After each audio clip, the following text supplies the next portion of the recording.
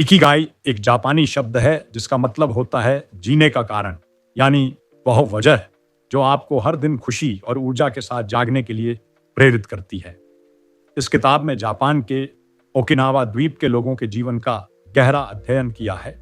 Okinawa दुनिया में सबसे ज्यादा 100 साल से ऊपर जीने वाले लोगों सेंटेनेरियंस का घर है। लेखकों ने यह जानने की कोशिश की कि ये लोग कैसे इतने लंबे समय तक स्वस्थ, खुश और सक्रिय जीवन जीते हैं। उन्होंने पाया कि ओकिनावा के लोग कुछ गहरे सिद्धांतों का पालन करते हैं, जैसे अपने काम से प्यार करना, रोज थोड़ा थोड़ा बेहतर बनना, मजबूत दोस्ती और रिश्ते बनाना और हमेशा अपने जीवन में एक मकसद बनाए रखना। इकिगाई किताब हमें सिखाती है कि अगर हम भी अपने जीवन का इकिगाई ढूंढ लें और उसे जीना शुरू कर दें तो हम भी लंबा, खुशहाल और संतोषपूर्ण जीवन जी सकते हैं। अध्याय 1, लंबे जीवन का राज। इस अध्याय की शुरुआत एक गहरी और सुंदर सोच से होती है। हर कोई दीर्घायु और सुखी जीवन जीना चाहता है, लेकिन कम लोग जानते हैं कि इसका रहस्य क्या है। लेखक बताते हैं कि दीर्घायु का असली रहस्य केवल अच्छी आदतों या अच्छी सेहत में नहीं छिपा है, बल्कि यह उस जीने के मकसद में छिपा है जो हमारे भीतर से आता है। ओकिनावा जापान के लोग दुनिया में सबसे लंबी उम्र तक जीते हैं। यहाँ के बुजुर्ग लोग 90 से 100 साल की उम्र में भी फुर्तीले, खुशमिजाज और सामाजिक रूप से सक्रिय रहते हैं। लेखकों ने रिसर्च के दौरान पाया कि इन लोगों का एक गहरा कारण है जिसकी वजह से वे हर दिन खुशी से उठते हैं, और यही उनका इकिगाई है। इकिगाई का मतलब केवल कोई बड़ा सपना या करियर नहीं है। ये छोटी छोटी चीजों में भी छिपा हो सकता है, जैसे बगीचे में फूल लगाना, परिवार के साथ समय बिताना, कोई कला साधना या फिर दूसरों की मदद करना। महत्वपूर्ण यह है कि आपका इकिगाई आपको अंदर से खुशी दे और आपको लगे कि आपके जीवन का कोई उद्देश्य है। लेखक कहते हैं कि जब हमारे जीवन में स्पष्ट उद्देश्य होता है तब हमारा मन और शरीर दोनों मजबूत बने रहते हैं। इसलिए ओकिनावा के लोग रिटायर नहीं होते। वे हमेशा अपने काम या जुनून को जारी रखते हैं, चाहे वह खेती हो, कला हो या समुदाय सेवा। एक और महत्वपूर्ण बात यह है कि ओकिनावा के लोग हमेशा दूसरों से जुड़े रहते हैं। उनके पास करीबी दोस्त और मजबूत सामाजिक नेटवर्क होता है, जिसे जापानी में मोई कहा जाता है। यह समर्थन समूह उन्हें अकेलेपन से बचाता है और भावनात्मक मजबूती देता है, जो दीर्घायु के लिए बहुत जरूरी है।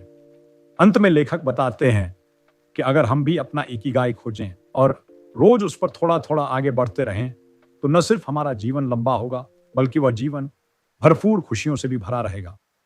जीवन का असली रहस्य बस इतना है, हमेशा कुछ ऐसा करते रहना जो हमें खुशी दे और जिसका कोई अर्थ हो। Chapter 2, finding your Ikigai. इस अध्याय में लेखक हमें यह समझाते हैं कि हर व्यक्ति के भीतर उसका इकिगाई छुपा होता है, लेकिन कई लोग उसे पहचान नहीं पाते। हमारा इकिगाई वह चीज है जिसे करने में हमें सबसे ज्यादा आनंद आता है और जिसमें हमारी काबिलियत भी जुड़ी होती है। लेखक कहते हैं अगर हम इसे खोज लें तो हमारा जीवन अपने आप सदा और खुशहाल हो जाएगा। इकिगाई को खोजने के लिए लेखक 4 महत्वपूर्ण सवाल पूछने को कहते हैं। तुम किस काम में अच्छे हो? तुम किस काम को करना पसंद करते हो? कौन सा काम दुनिया के लिए उपयोगी है? किस काम से तुम कमाई कर सकते हो? जब ये चारों बातें एक जगह मिलती हैं, वही तुम्हारा इकिगाई होता है। यह अध्याय बताता है कि इकिगाई को खोजने के लिए हमें अपने आप से ईमानदार सवाल पूछने चाहिए। हमें अपने बचपन के शौक, छोटे छोटे जुनून और उन चीजों पर ध्यान देना चाहिए जिन्हें करते समय हमें समय का पता ही नहीं चलता, क्योंकि वही असली संकेत हैं हमारे इकिगाई के। लेखक हमें एक चेतावनी भी देते हैं, इकिगाई कोई एक दिन में नहीं मिल जाता। यह एक यात्रा है जिसे समय और धैर्य चाहिए। हमें नई नई चीजें आजमाते रहना चाहिए, गलतियां करनी चाहिए और खुद को जानने की प्रक्रिया को एंजॉय करना चाहिए। धीरे धीरे हमारा इकिगाई हमारे सामने स्पष्ट होता जाएगा। इस अध्याय का सबसे सुंदर संदेश यह है, इकिगाई वह नहीं है जो दूसरों ने तुम्हारे लिए तय किया है। इकिगाई वह है जो तुम्हारे दिल की गहराई से आता है। इसलिए हमें दूसरों की अपेक्षाओं से ऊपर उठकर खुद को सुनना सीखना होगा। अंत में लेखक बताते हैं कि एक बार जब तुम अपने इकिगाई को खोज लोगे तब हर सुबह उठना आसान हो जाएगा और हर दिन तुम्हें ऊर्जा और खुशी से भर देगा। तुम्हारा जीवन काम से बोझिल नहीं लगेगा, बल्कि एक खूबसूरत यात्रा जैसा लगेगा। Chapter 3 the secrets to a long and happy life. इस अध्याय में लेखक हमें जापान के ओकिनावा द्वीप की कहानी बताते हैं, जहां दुनिया में सबसे अधिक लंबे जीवन जीने वाले लोग रहते हैं। यहाँ के बुजुर्ग न केवल 90 से 100 साल तक जीते हैं, बल्कि इतने लंबे समय तक वे खुश, सक्रिय और सेहतमंद भी रहते हैं। लेखक पूछते हैं, आखिर इनका राज क्या है?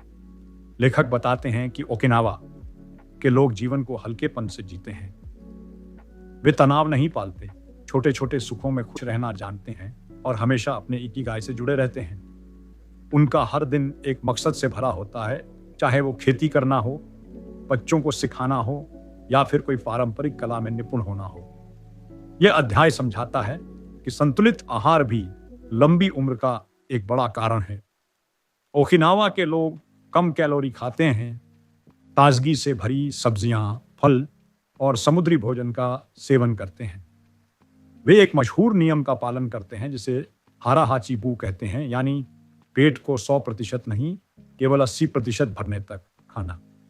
एक और बड़ी बात जो लेखक बताते हैं वो है मोई।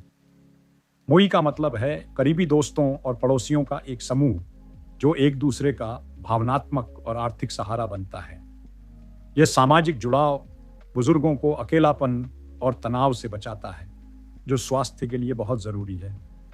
अध्याय हमें यह भी सिखाता है कि इन बुजुर्गों का रहन सहन बहुत साधारण और प्राकृतिक होता है। वे शारीरिक रूप से सक्रिय रहते हैं, बागवानी करते हैं, पैदल चलते हैं, छोटे छोटे काम खुद करते हैं। तो उनका जीवन तेज भागती आधुनिक दुनिया से अलग, सरल और शांति से भरा होता है। अंत में लेखक बताते हैं कि लंबी और खुशहाल जिंदगी का रहस्य किसी जादू में नहीं है। यह छोटे छोटे दैनिक फैसलों, सकारात्मक सोच और अपने जीवन के मकसद इकिगाई से गहरे जुड़ाव में छिपा है। यदि हम भी इन आदतों को अपनाएं तो हमारी जिंदगी भी लंबी और खुशहाल हो सकती है। Chapter 4 find flow in everything you do. Flow एक ऐसी अवस्था है जब आप किसी काम में इतने डूब जाते हैं कि समय और बाकी सब कुछ भूल जाते हैं। यह अवस्था हमें न केवल गहरी खुशी देती है, बल्कि हमारे दिमाग को भी मजबूत बनाती है। लेखक कहते हैं कि फ्लो तक पहुंचने के लिए काम का चुनाव ऐसा होना चाहिए जो आपके कौशल और चुनौती के बीच संतुलन बनाए। अगर काम बहुत आसान हो तो बोरियत आती है, और अगर बहुत कठिन हो तो तनाव बढ़ता है। फ्लो तब आता है जब आप अपने टैलेंट का सही इस्तेमाल करते हुए खुद को एक सही स्तर की चुनौती देते हैं। इस अध्याय में बताया गया है कि ओकिनावा के बुजुर्ग भी फ्लो का भरपूर आनंद लेते हैं। चाहे वो बागवानी कर रहे हों, कोई पारंपरिक हस्तकला बना रहे हों या बच्चों को कहानियां सुना रहे हों, वे पूरी तरह उस काम में डूबे रहते हैं। फ्लो उन्हें जीवन में उत्साह और उद्देश्य देता है। लेखक हमें यह भी सिखाते हैं कि फ्लो पाने के लिए ध्यान केंद्रित करना जरूरी है। मोबाइल, टीवी या सोशल मीडिया जैसी चीजों से ध्यान भटकाने के बजाय एक समय पर एक काम करना चाहिए। जब आप पूरे मन से कोई काम करते हैं तो आपका मन शांत और आनंदित होता है। अध्याय में यह भी बताया गया है कि फ्लो की आदत से न केवल आप ज्यादा रचनात्मक बनते हैं, बल्कि तनाव भी बहुत कम होता है। यह आपके मन को व्यस्त और सकारात्मक बनाए रखता है, जिससे नकारात्मक सोच और चिंता दूर रहती है। अंत में लेखक कहते हैं कि फ्लो सिर्फ करियर या नौकरी के लिए नहीं है। अपने शौक, रिश्तों और साधारण दैनिक कार्यों में भी फ्लो पाया जा सकता है। हर दिन कोई ऐसा काम करना जो आपको फ्लो की स्थिति में ले जाए, यही इकिगाई की तरफ बढ़ने का रास्ता है। Chapter 5 slow down and live longer. आजकल की तेज भागदौड़ भरी जिंदगी में लोग हर काम जल्दी में करते हैं, जल्दी खाना, जल्दी काम करना, जल्दी जीना। लेकिन ओकिनावा के लोग धीरे धीरे और शांतिपूर्वक जीते हैं, जिससे वे ज्यादा खुश और स्वस्थ रहते हैं। इस अध्याय में बताया गया है कि जब हम धीरे धीरे जीते हैं तो हम हर पल को गहराई से अनुभव कर पाते हैं। तेजी से जीने पर हम चीजों को मिस कर देते हैं और तनाव में आ जाते हैं। धीमा जीना मतलब खाने का स्वाद लेना, बातचीत का आनंद लेना और छोटे छोटे सुखों पर ध्यान देना। ओकिनावा के लोग अपने रोजमर्रा के काम भी आराम से करते हैं। वे बागवानी करते हैं, हंसी मजाक करते हैं, दोस्तों से मिलते हैं बिना किसी जल्दी या हड़बड़ी के। उनके लिए जीवन एक दौड़ नहीं है बल्कि एक सुंदर यात्रा है। लेखक बताते हैं कि धीमा जीवन जीने से शरीर पर भी सकारात्मक प्रभाव पड़ता है। तेज जीवन शैली से तनाव बढ़ता है जो बीमारियों को न्योता देता है। वहीं धीमी और संतुलित जीवन शैली से शरीर का ब्लड प्रेशर, दिल की धड़कन और पाचन प्रणाली बेहतर रहती है। यह भी कहा गया है कि हमें तकनीक के गुलाम नहीं बनना चाहिए। मोबाइल, ईमेल और सोशल मीडिया हमें तेजी से प्रतिक्रिया देने के लिए उकसाते हैं। हमें इनसे थोड़ी दूरी बनाकर असली दुनिया और असली रिश्तों में मौजूद रहना चाहिए। अंत में लेखक हमें याद दिलाते हैं, जल्दी करने से आप हमेशा सही नहीं होते। धीरे चलो, गहराई से जियो। हर काम को पूरी उपस्थिति और ध्यान के साथ करने से जीवन की गुणवत्ता बढ़ती है और यही एक लंबा और खुशहाल जीवन जीने का रहस्य है।